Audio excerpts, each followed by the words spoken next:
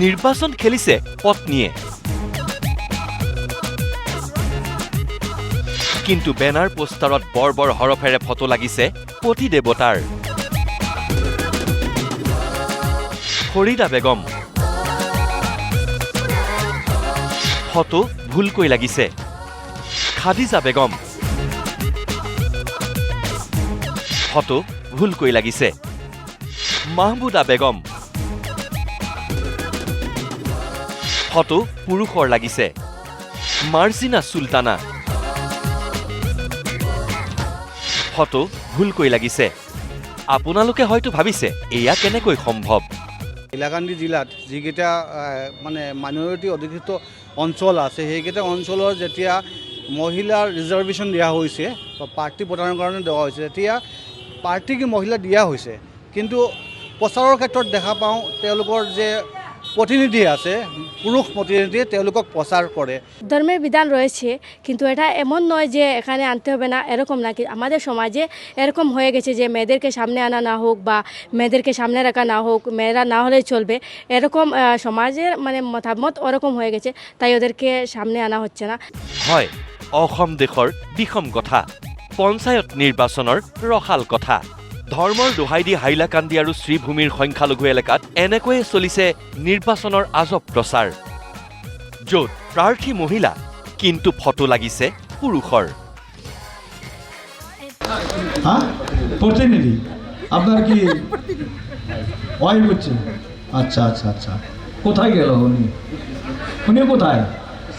হ্যাঁ, বাসায় ছোট বাচ্চা। আচ্ছা ঠিক আছে, এই ছোট বাচ্চা আছে সেই জন্যে মানে এই মিটিংয়ে আসতে পারেনি, সেই জন্যে স্বামী দেবতাকে পঠিয়ে আসে।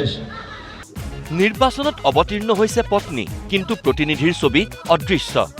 কোনোবাই যদি স্বামীৰ ফটো লগাই পঞ্চায়ত নিৰ্বাচনৰ প্ৰচাৰ চলাইছে, তেন্তে আন কাৰোবাৰ প্ৰতিনিধি হৈ বেনাৰত ওলমিছে নাছিৰুদ্দিন, আনোৱাৰ হুছেইন কিংবা ৰফিক আহমেদ লস্কৰ, মইনুল ইছলাম অথবা হুছেইন আহমেদ। পঞ্চায়েত ইলেকশনে দেখা গেছে অনেক প্রার্থীরা তারা মহিলা নাম, মহিলা এভরিথিং দেওয়া হয়েছে, কিন্তু পোস্টারে দেখা গেছে তার প্রতিনিধি হয় স্বামী হোক বা অন্য কোনো হোক, যে কোনো একজন প্রতিনিধির ছবি ছেপে দেওয়া হয়। বিভিন্ন প্রার্থীর এফিডেভিট যে নেটে আপলোড করা হয়েছে সেখানে কিন্তু প্রার্থীর ছবি দেওয়া আছে, তাহলে এক জায়গায় ছবিটা দেওয়া হয়েছে অন্য জায়গায় কেন নয়?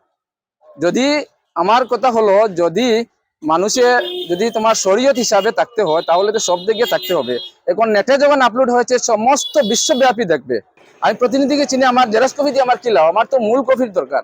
আজকে যদি আমি অবশ্যই যাই আমার মূল কপি দেখাতে হবে, যত জেরক্স কপি দেই আমার মূল কপি দেখাতে হবে। সেখানে আমি যদি অরিজিনাল কপি দেখাতে পারি তাহলে পোস্টারে কেন নয়? এটাই হলো প্রশ্ন। ৰাজ্যৰ লগতে শ্ৰীভূমি আৰু হাইলাকান্দি জিলাত পঞ্চায়ত ব্যৱস্থাৰ নিৰ্বাচনত 50% আসন মহিলাৰ বাবে সংৰক্ষিত আছিল। সেই সুবাদতেই বৰাক উপত্যকাৰ সংখ্যালঘু এলেকাত মহিলাই পাইছিল প্ৰাৰ্থিত্ব, কিন্তু ধৰ্মৰ দোহাই দি বেনাৰ পোষ্টাৰৰ পৰা আঁতৰাই দিয়া হ'ল মহিলাৰ ফটো, যি কাৰ্যক অশুভ লক্ষণ বুলি মন্তব্য কৰিলে বৰাকৰ পুৰুষ মহিলাই। আমিও দেখেছি যে একটি জায়গায় যে জেলা পরিষদ নতুবা ওয়ার্ড সদস্য নতুবা আঞ্চলিক পঞ্চায়েত সদস্যর যে মনোনয়ন দাখিল যে করেছে তার নামটা আছে, কিন্তু সরাসরি সেখানে ছবি লাগানো হয়েছে সৌজন্য বা প্রতিনিধি হিসাবে ওই সংশ্লিষ্ট পরিবারের একজন পুরুষের। সেটা গণতন্ত্রের কুফল বললে মোটেই অত্যুক্তি হবে না, সেটা আমাদের জন্য মোটেই শুভ সংকেত নয়। যদি প্রতিনিধি সচেতন না হয়, নাগরিকদের সঙ্গে যদি সরাসরি বা ভোটারদের সঙ্গে যোগাযোগ রক্ষা করতে না পারে, তার এলাকাটাই কতটুকু সে যদি চিনতে না পারে, তাহলে সেটা আমাদের কাছে বড় দুর্ভাগ্যজনক বিষয়। যেতিয়া পলিটিক্যাল ফিল্ডত উইমেন্সৰ কাৰণে এটা ৰিজাৰ্ভ কোটা দি দিছে আৰু উইমেন্স এম্পাৱাৰমেণ্টৰ কাৰণে উইমেন্স যাতে কাম কৰিব পাৰে, স্পেচিয়েলি ছ'চাইটিৰ কাৰণে বা পলিটিক্যাল ইছ্যুৰ কাৰণে কাম কৰিবৰ কাৰণে সিহঁতক ওলাই আহিব দিছে, কিন্তু সিহঁতক ঠাই এতিয়াও নিদিয়ে। মুঠৰ ওপৰত এতিয়া বেজ জমিছে বৰাক উপত্যকাৰ পঞ্চায়ত নিৰ্বাচন, কাৰণ ফটো লাগিছে স্বামীৰ, কিন্তু নিৰ্বাচন খেলিছে পত্নীয়ে। শ্ৰীভূমিৰ পৰা অসীম দেৱ আৰু হাইলাকান্দিৰ পৰা নীলোৎপল দেৱ, নিউজ লাইভ।